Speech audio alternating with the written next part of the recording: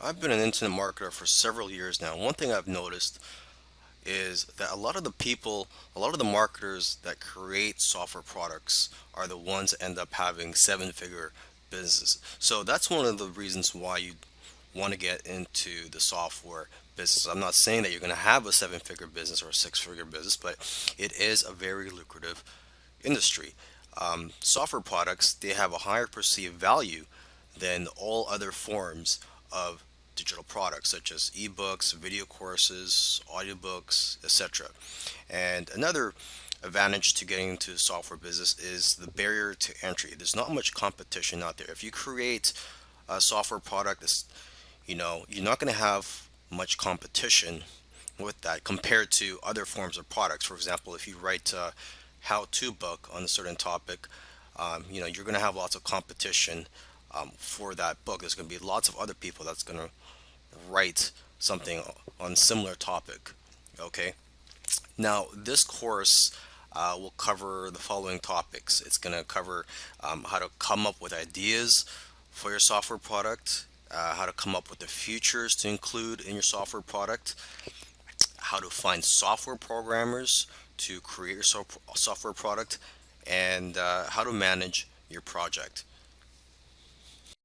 Coming up with ideas for your software. So before you create a software product, you need to know what it's going to bring to the table. You need to know what problems it's going to solve, because that's what what software tools do, is that they solve problems or potential problems. Okay, so first let's start with ourselves. Okay, do you have a problem in your business or personal life that can be solved with a software tool?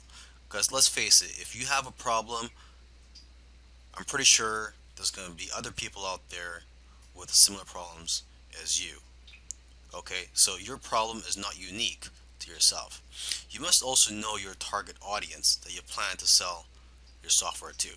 So basically, it comes down to two things. Okay, consumers have a particular problem that needs to be solved, and two, they are looking for something that will make their life easier.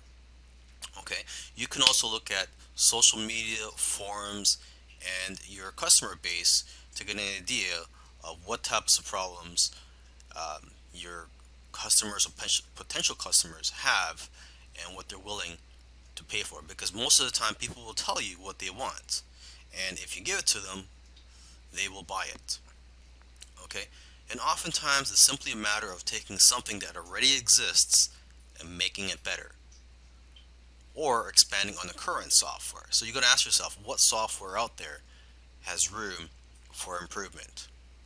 Okay, and you got to remember this: it's not about just creating and selling software products. There's a lot of money to be made in selling software products. Don't get me wrong, but it's also about knowing what software products to create. So that's why it's important to know your target audience and know what it's like to be in their shoes. Alright, so let's talk about coming up with a list of features and details of what your software is going to include. Okay, you got to remember to keep it simple though, because it's not about how many fancy features and buttons that your software has. It's about how the software can benefit the user. Okay, because sometimes it's the most simple software that can become a best selling product. Okay, but before you can approach a software developer, you must have a list of features and details about the software product you plan to create. Okay, so to get ideas, you can look at other software products in a similar industry. And also, what you can do is go to a website called hotscripts.com. And this site includes programs and scripts in every popular programming language. So this is a great way for you to get familiar with the different types of software out there. And you could also read the reviews for the various software products on that site. And basically, the more knowledge that you have, the better the software you can have developed. Now let's talk about finding software programmers for your project. Now there are various sites that you can go to find programmers where they will bid on your projects, and you can select the programmers based on the best price. But remember, you have to also make sure to select programmers based on their skills, and how well you feel comfortable working with them. Okay, so I've listed a few sites, the most popular sites where you can find programmers. There's rentacoder.com, elance.com, scriptlance.com, and guru.com. And you can also go to coding forums or other types of forums where programmers hang out to find people that are passionate about creating software products. Okay, so now when you visit these sites where programmers could bid on your projects, you have to know how to present your project. So make sure to first view how other people are listing your projects and how they are describing them on these sites. Okay, and you have to also be very careful. You don't want to give out too much information about your project because you don't want people stealing your ideas. So when you first post a project, the information that you should reveal at first is what is needed for the programmer to know if your software product is something that they are qualified to work on.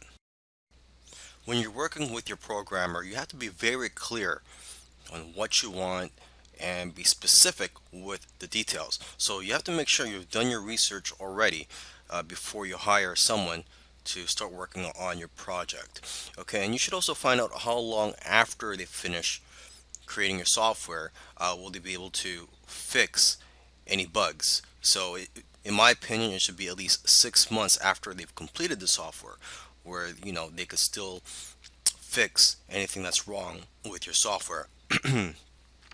Another thing you want to do when you're creating a software product is not to just outsource everything to the programmer and then just be hands off. I mean, you really have to get involved and get your hands dirty if you really want this to be a successful software product. Okay, and instead of just telling them to just create your software product, you should break it down into smaller tasks so that it is easier to work on and it'll be better for you to basically monitor the progress of your software product.